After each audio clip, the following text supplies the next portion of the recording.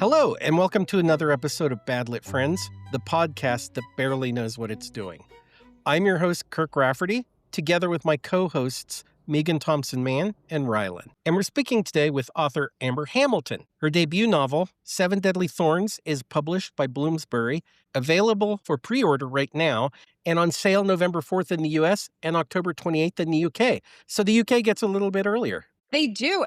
France gets it like in a week or two. Oh my gosh. I know. You would think it lines up, but it doesn't all the time. Well, that's good to know. So why don't you tell us about your debut novel and what is your elevator pitch? The infamous elevator pitch. I've done this so many times on Twitter, right? It is called Deadly Thorns. It is a dark academia romantasy. My concept is if you had Snow White, but if True Love's Kiss killed instead of resurrected. Yeah. So the main character has 7 days to live. Her love interest is Rose, and he has 7 days to kill her. But they make a bargain, and he is going to have her help him learn who killed his father, and he'll keep her alive if that works out. Ooh, I love it. Yeah. That hook, I remember that hook too. And I was just like, this book is going to kill. Literally kill. Yeah, I love that hook. Before you jumped on, we were talking about Love's Kiss kills, right? We were all saying, oh my God, that's such a great hook. Aw, thanks. So you mentioned Snow White.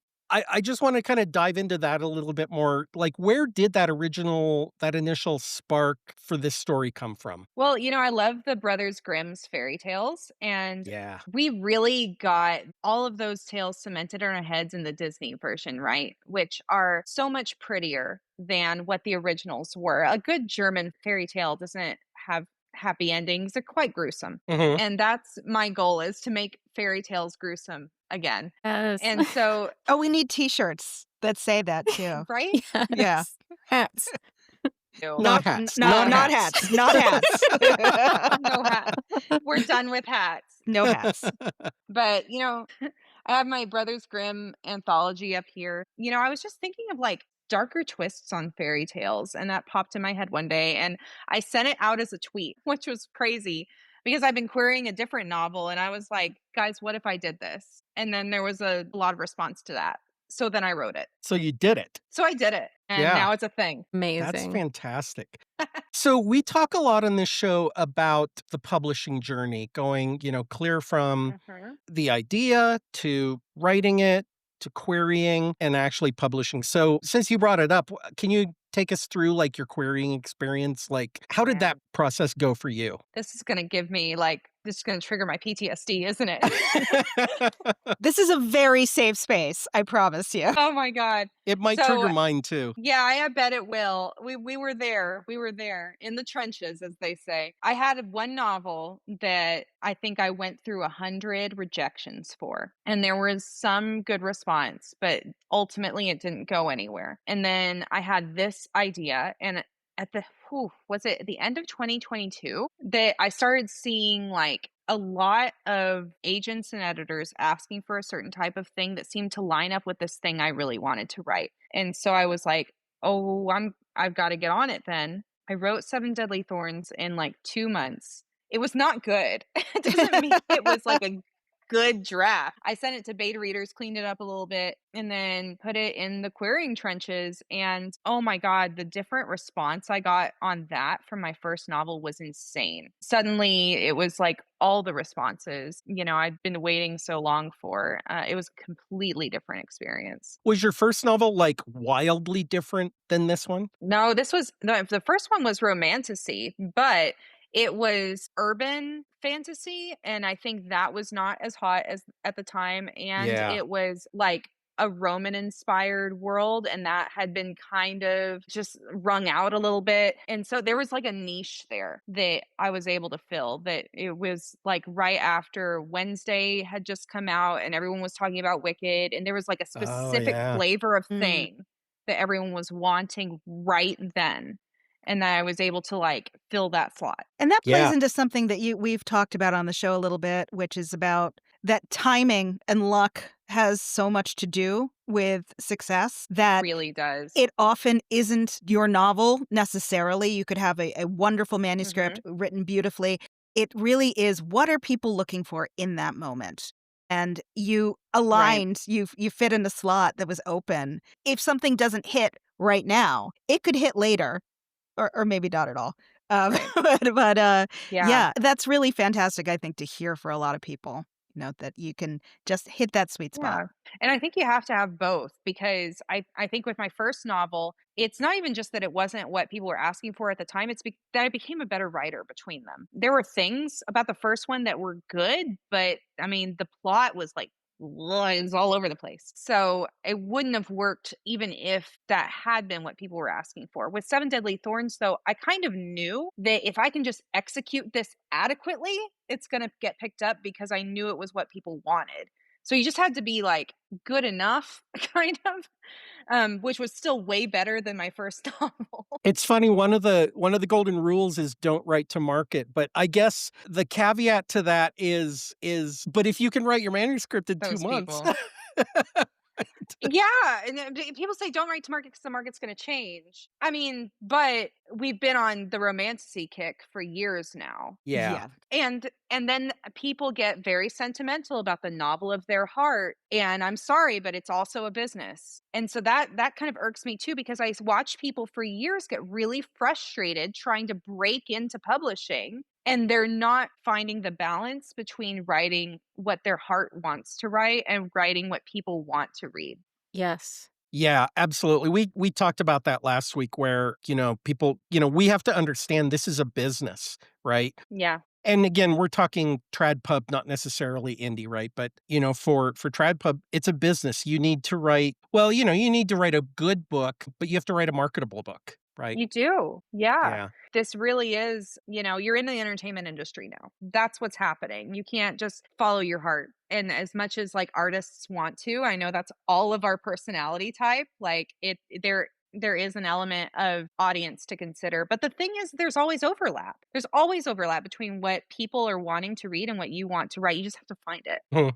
For sure. We've talked about it a couple of times. I talk about it as being the tension between being the artist and the artisan. And if you're going to do trad pub, you need to bring both of these to the table. You Yeah. need to be realistic about being a business. You are a business. You are a product. It's sad to say. You're also an artist, a very sensitive, special snowflake artist, but you're also a business person at the same time. We're all just so sensitive. We can't stand to No. like hear the thing of our heart doesn't want to be like consumed, but art is also communication. Yes. It does. It's not just you and the ether. You've got to like feed people what they're wanting to consume. That's right. Yeah. So jumping back to the querying thing, like how did you go about, sorry, I'm adding to the PTSD here. I have it too. Meagan will have it, and Rylan has no idea what's going to hit her in the face soon. But Just no idea. Looking forward to it. but I wanted to ask, so how did you research the agents that you were going to query? Well, I created a tier system and mind you, a lot of this has been brain dumped because of the PTSD. Sure. um, I'm not sure I could answer this question. it's hard because you have such a specific system in your head. I got so organized with it and I had spreadsheets. And then some days you're just feeling wild and you're like, what if I just queried this person? Because I'm feeling bad about myself. So that's kind of it's like impulse as well. But I did have a tier system. I was making sure that I wasn't querying like the people that I cared the most about appealing to first. You want to get your first round out of the way with people that are, like you're interested in, but not your favorites. Yeah.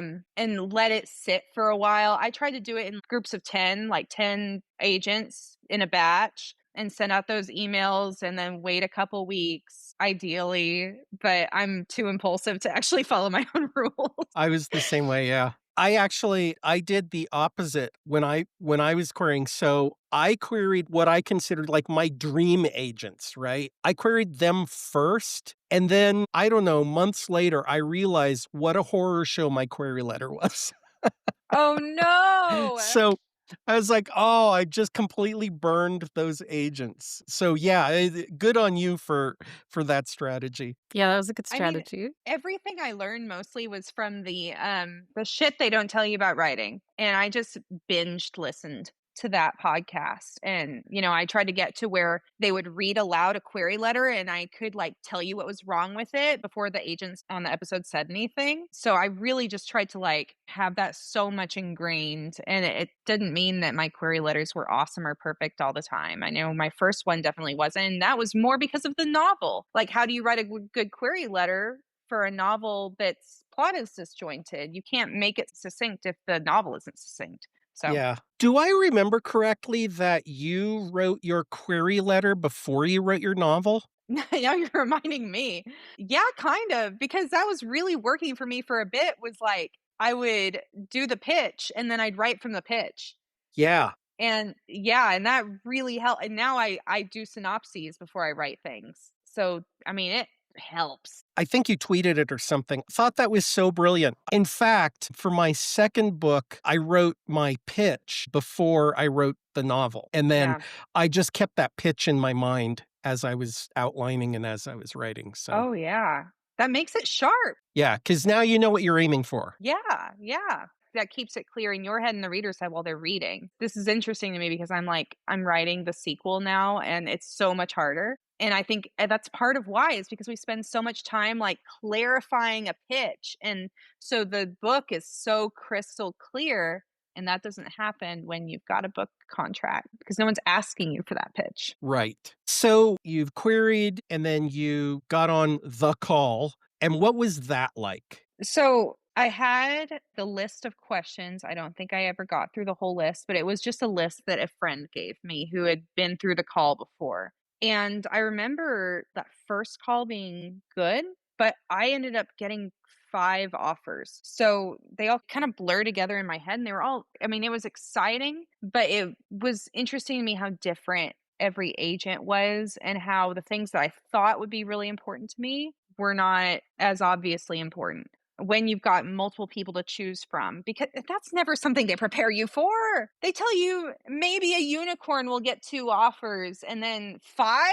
What? So I didn't know what to do with that. It was like a really difficult process deciding between them once I had those phone calls and had talked to people. It was very tempting. Some of my first calls were people who were really good at hyping me up and were really good cheerleaders. And that's really nice to hear. But at the same time, I went with my agent because she was more straightforward about things, because she was not a hype man and not a yes man. And I'm not saying the other people were necessarily yes men, but like when you hire like a lawyer for something, you don't hire the person that sounds like your bestie that you could talk on the phone to all day. You hire the person that can like do business. And so that's ended up being how I made that decision. Cool. So it really was the person that you felt could be the most honest with you in the process. Someone who was not just going to roll over or make you feel great, but somebody who you knew was going to have your back throughout the process. Right. And I mean, one of the other agents that gave me an offer was someone who I had said for a very long time was my dream agent. And then I didn't end up going with them because my current agent, Caitlin Blasdell at Liza Dawson, she had the reputation and she sat down with my book and was like, I can sell this. I can get a good deal. Here's what we need to fix about it. Like it was very business-like, as opposed to here's all the glowing review, here's all this flattery. And it's so nice to hear. You want people to be hyped and excited about your book. But my agent, she is hyped about my writing in a way that's like, she does not care about my feelings. Like she is not trying to like cushion me. Now that I've been with her for a couple of years, she will bully me when I need it. She will baby me when I need it, but she is not shielding me from reality at all. When I talked to her and I realized that, I was like, this person is going to make me a better writer. And that's what I really care about. Yeah. So that's why I went with her. Fantastic. So I want to jump out of querying since I've put you through the ringer Yep. enough. Close the door on the PTSD for a little bit. I do have more questions on querying, but I'll be merciful. So let's talk about like your writing process and the craft. Can you walk us through your typical writing routine? Like, are you a morning writer? Are you a night owl? Are you just whenever you can find time in between having to actually live a normal human being life? Yeah. I mean, I have kids, so it's a little bit like whenever I can squeeze it in. But generally I think better at night. Nighttime's better. I hardly speak English before noon. Don't ask me to write it down. So that is usually what works better for me. And, I like to start with reading poetry. I set like a 5-minute timer and I do some free writing, like just stream of consciousness. It's usually just like an anxiety dump. Uh-huh. And then I do like 20-minute sprints after that where I'm not allowed to do anything else, touch my phone, and sometimes it's like my challenge is like to keep my fingers moving even though I don't. Yeah. That's really hard. Yeah. Oh, that's a fantastic routine. I don't think I'd ever thought about just sitting down and reading some poetry or, sitting down and reading anything, right, before you actually start writing. I don't remember who told me that, but someone else told me that. And it helps so much. It helps get my brain in the mode of thinking in figurative language, thinking lyrically, and then I'm better prepared for writing. Okay, I'm going to try that. That's You so should. smart. I'm going to try it tomorrow morning too. Good. So, how do you actually balance then your writing time with your normal life responsibilities? Like poorly? Like me, poorly? Poorly. I don't. You're talking to me right now. I'm literally supposed to be going to a concert tomorrow, and I'm not. My friends are going without me. It was like my birthday thing, but it's because I've been trying to write book 2 all year, and I am on deadline. I have days left. So balancing, no. I'll let you know when I figure out how to do that. Okay. Kirk. I very much sympathize with that. Okay, so I think I know the answer to this. Are you a plotter, pantser, somewhere in between? I was an aspiring plotter. And then it doesn't work for me to outline. That's too logical. I write a synopsis and then see what happens. Sometimes I stick mostly to it. Usually though, I do not. I can distill with what we were talking about with query letter and the pitch and everything, but it has to be vague enough that I have wiggle room. Sure. Do you use like a typical hero's journey 3-act or Save the Cat? Or do you try to write against that, or do you just write the story and hope you're hitting all the beats? I'll let you know when I figure it out. Perfect. I don't know how to write a book, Kirk. I'm still trying to figure that one out. Okay, well, you definitely know how to sell one. I do know how to sell. I did that once at least. Yeah, there you go. Right now, I Save the Cat, and I kind of keep it in the back of my mind, but it's never every time I try to pin myself in, everything goes wrong. So, but every time I go no structure at all, everything goes wrong. Yeah. So I used to be a very strict outliner. And then I came in to Save the Cat a little bit late, and I was doing more, 3-act structure and things like that. I find myself navigating over to your way of writing where I'm starting to just kind of sort of just feel it and hope I'm getting it right. And then amazed when it actually does work out. Yeah. I was the opposite from Kirk when we first started talking about this. I was a 100% pantser. And he was horrified by this.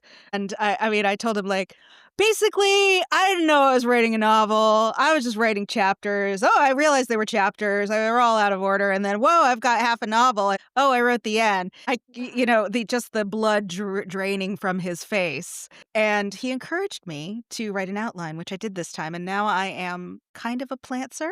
It's a new place to be. It's actually I've written a synopsis for book 2, and I have found it very useful. I now know what the end is. I did not know what the end was before for book 1. Right. I never know what the end. I think I know what the end is. I never really know. It's kind of like you have to figure it out. It's the lie you tell yourself, right? That this is where I'm going. It's like I told my agent yesterday, and I'm hacking my way through a jungle with a machete, and I keep taking a wrong turn. I think I know where we're going, and then I don't know where we're going. It's exciting. But you got to tell everyone that you know where you're going, right? Yeah, lie constantly. That's the key. So you mentioned you're days away from deadline. You must be madly revising right about now. What does that look like for you? No? Are you actually just writing? Dude, yes. And they keep telling me that it's okay if it's a messy first draft and throw in little brackets here and there with stuff that you can't quite figure out yet. That's all fine. But when I tell you that this is my first draft to Bloomsbury, but in my files, I stopped counting drafts, okay? There are drafts with names like and but this is such a common experience. I figured this out. No one talks about this. Your second project under contract or your second book under contract, maybe in the same project that you wrote first, if it's a series or something. The first time you write under contract becomes very difficult to write. It throws you and I didn't know that until it started happening to me. And I had to start talking about it to my agent and my editor, and then found out that it is literally everyone's experience. And it is horrendous. It's absolutely terrible. And there's no way through it but through it. Yeah. It's a mosquito-infested jungle, and it's horrible. What is it that makes it horrible? Is it just the pressure of the deadline? You have all these people, and I'm sorry, you're under deadline right now with days away from the end. So, but is it the pressure of like all these people are depending on you, or like what is it that makes the experience so tough? It's a little bit that. Like, I was talking to a writer friend of mine who's like, he's much farther in his career than I am, and he compared it to like learning to pee with the door open.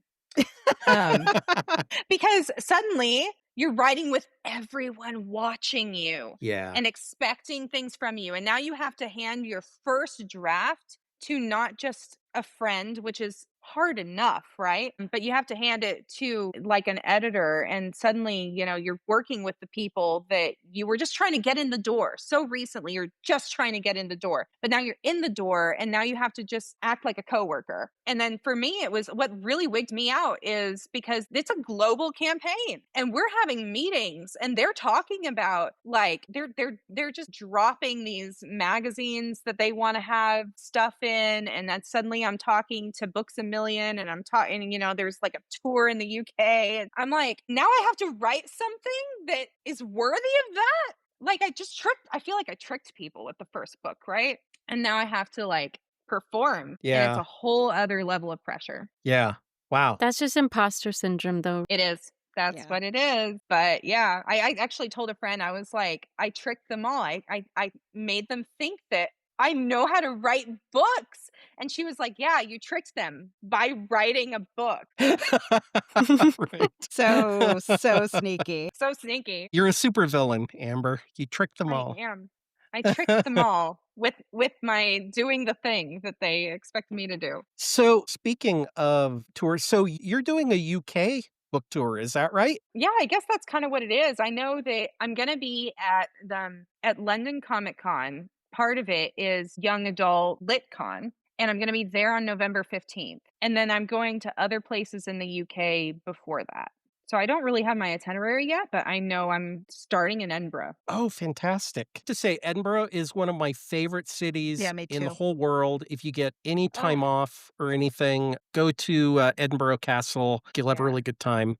And it's right in the middle of the city. Yeah. So you can't miss I'm it. very afraid I'm never going to want to leave. I'm going to see the castles and the dark skies and I'm just going to be like, I'm home, I'm never leaving. I tried so hard to stay, but the cost of living was just too high. I couldn't make it Oh, work. So we had to leave. But yeah, you're going to love it. Anyway, I that's a bet. complete aside from what we're doing here today. I believe you. I want to jump into your characters and your story development. And without spoilers, can you tell us about your main character? Like, what drives your main character? What makes us care about your character, Amber?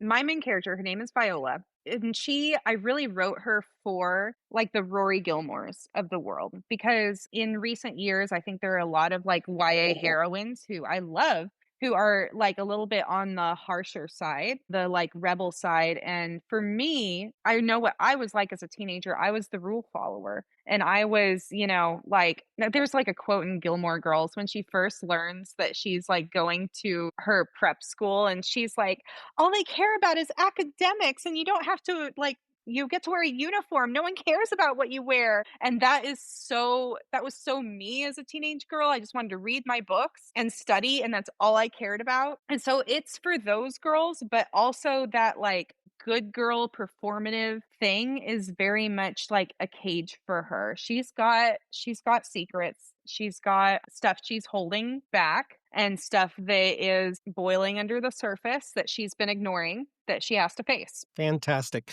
So my next question was actually going to be if your characters are actually inspired by anybody real, but it sounds like your main character is inspired by you. In some ways, yes. And like I think every character is a self-insert to an extent because we just write from our experience. We write from what we know. So in a lot of ways, yeah, she is. She's a much more like I'm more pie in the sky, imaginative. I like, theoretical thinking and philosophy. And she is like, show me things I can see and touch and feel. Like there's one quote that is like, she's thinking about how she's not a very spiritual person because she likes things that she can see and touch and feel, like a well-constructed sentence and a strong cup of tea. And that's her. And I don't relate to that at all. Is that an actual quote from the book? Yeah.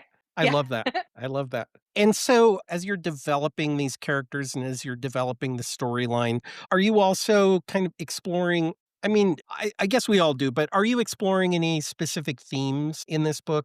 I always am because like writing is a spiritual practice for me. So it always comes out somehow. And I think this book it's mostly about authenticity and how difficult it can be to be your authentic self when it's not just that people don't accept that person, it's that they regard that person as endangering something about them. They regard it as like endangering their personal safety. Who you are, the way you were made is villainous in their mind. So even like my dedication in the book it's to the villains because we're all wicked in someone else's fairy tale. Sure. So that's really what it's about. I love that. What a great line. Thank you. Who are some of the authors that have influenced your writing? Man, if I'm playing author fantasy football, it is always Lee Bardugo, Holly Black, B. Schwab at the top every time. And what about each one of them is kind of influences your writing? Like Holly Black does this thing where she has these really poetic lyrical lines. She will take a character and in a single line, like encapsulate that character so poignantly and so brilliantly and so poetically. And I just like kick my feet every time she does it. And then Lee Bardugo has these like, she also has very poetic writing, incredible characters. And then I think V. Schwab is just, I mean, it's really like same with her.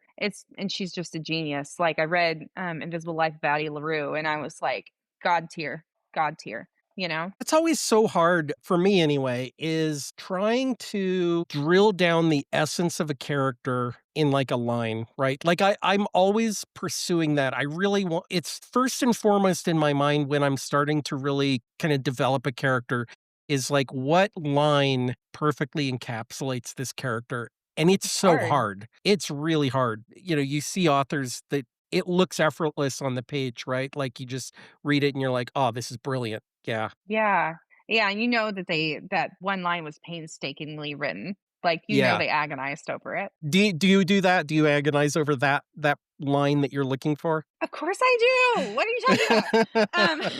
I think especially with main characters, I do. For some reason, they're much harder to grasp. But sometimes a side character will just like exist. Like there are side characters who I hardly have to do any work on. Like their character sheets are mostly blank because they just came so fully formed and their voices were so strong. And for some reason, I think we're just like playing it safe with our main characters a lot. Mm-hmm. And we're afraid to go to the extremes. And at least me, like I don't do that as much with the side characters. And so they become easier to write because, I'm writing them without fear. I'm not pinning them in too much. Mm-hmm. Let me shift gears here. Can I ask, like, what do you do besides writing? Parenting. Right. Oh, parenting. Yes. I Yeah. write and I order Indian food and that's all I do right That's now. literally what I just texted my fiance about on my phone. It says, "Did you want me to order Indian food tonight?" So I understand. Yes. And now Yes. I've got a craving. Thanks. Yeah. Yeah, I mean, when I don't write, I'm like reading all of the things and I paint theoretically when those times to paint because I was an art major for like a year in college. So it's my creativity outlet apart from, what is now my job. And yeah, There's not much time for anything else. I saw your Instagram post. You had just gotten some ARC copies, I think, and you painted those. Oh, wow. Yeah. So this is crazy. This is brilliant on behalf of like the Bloomsbury UK team. This was just in the UK, but they created these paintable arcs and they sent them out to influencers. People are salivating over these things. Let me show you. So they've got these like nice gold spines, and then the front of it is like a watercolor. Oh, wow. I know. And then So cool. like this is the one I painted because they sent me two of them, one to paint and one to like keep plain. Isn't that the coolest is idea? I'd like so never cool. seen. And then they had a garden party. They had a garden party where they painted my book and like with flowers and delicious food, and I was jealous and I could not believe that this was happening with something I wrote. How So- insane is that? Like, that's got to be just the craziest thing. It was like you have these moments where you're like, you know, you spent years getting piles of rejections and now someone's painting your book at a garden party. What? That's crazy. That's so cool. It must feel utterly surreal as well to not be in that moment with these other people and kind of just observing people getting bananas about your work and feeling this rush to read your work. It must feel like it's happening to somebody else almost. Yeah, it really is. And it's almost like I have a cap on my feelings and I don't know how to feel anymore. When people tell you the things that you've been dreaming of for so long, I mean, for me, it's like I've been wanting to be a writer since I was like 9 years old. And now people are like, oh, I really would love to like cosplay for the release day. And I'm like, My God. shut up. Guys, they made a plushie. They made a plushie of. They did. There are little like child's toy gargoyles, and there's going to be two of them at YA LitCon in London that we're giving out. And then I get the third one. There's a child's plushie doll. Wow. This is you have your goals, your querying goals, and this is not on that list. This is like, don't even think about it. That's on that list over there. No, it's utterly Yeah. deranged. It's wonderful. It's deranged. It's the thing we all daydream about, but you don't think it's going to actually happen. Sure. And it's happening. Yay. It is. Yeah. Do I sound feral when I'm talking about it? It's because that's how I'm feeling. Good. In a very good way. Yeah. Yeah.